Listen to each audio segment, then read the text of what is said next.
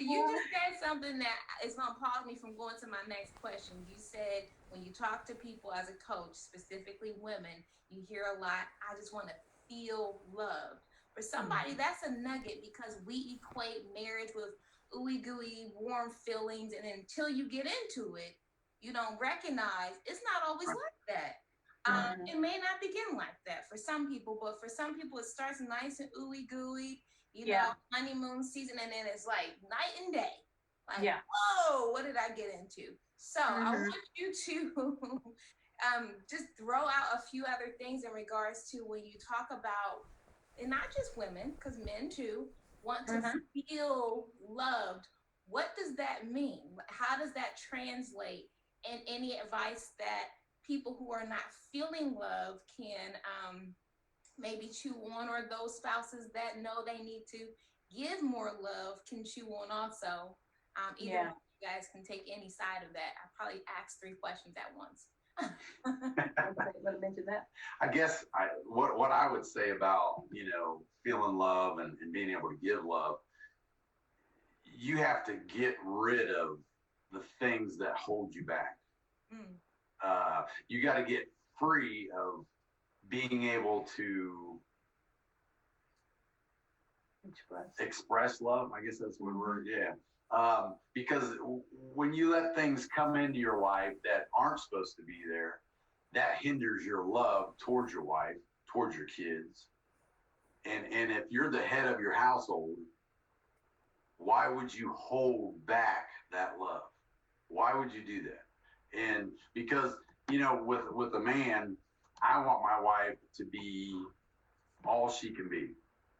In order to do that, I have to love her like Christ loved the church. That makes her blossom. We always say in our marriage thing, I want my wife to blossom like a flower. And if she can blossom like a flower, and she can grow, and she can become all the woman that she's been called to be and fulfill her destiny, that's part of my job too. And as I love her, she has no problem. She's not thinking bad thoughts. She's not wondering where I'm at, who I'm with. She's not wondering who I'm with my boys or anything. Because really, this is my best friend, and I don't have lots of men that I hang out with. This is my best friend. This is who I hang out with. And when we can stay in unity like that, we can conquer anything. Yeah, there's a chapter in our most recent book about guarding your heart, and because out of it comes the issues of life. A lot of people don't guard their heart, and really what hinders a person from really being able to express and show love is because they are holding things in their heart.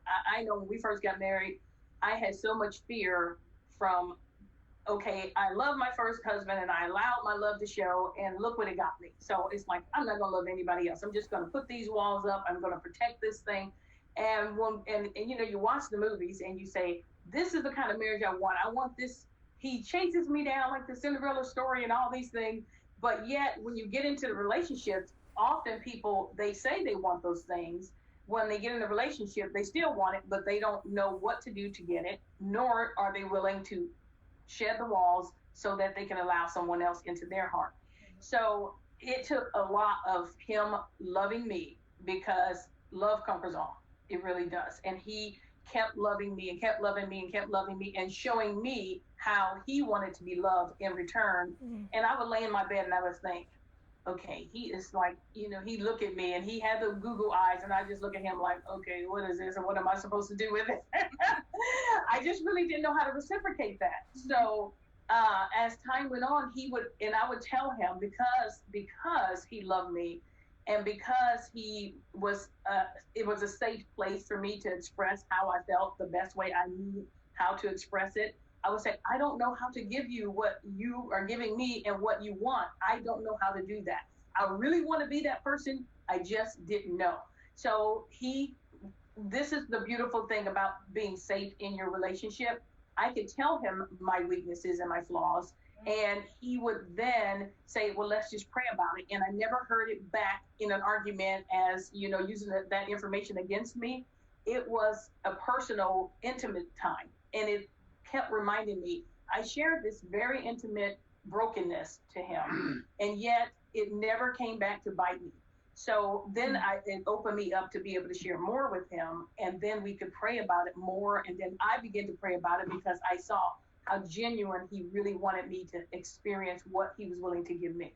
So I would say that's the biggest chunk that I would say for people who really, really want to feel love and to be able to reciprocate it is be that safe place for your mate to express what holds him back from loving you.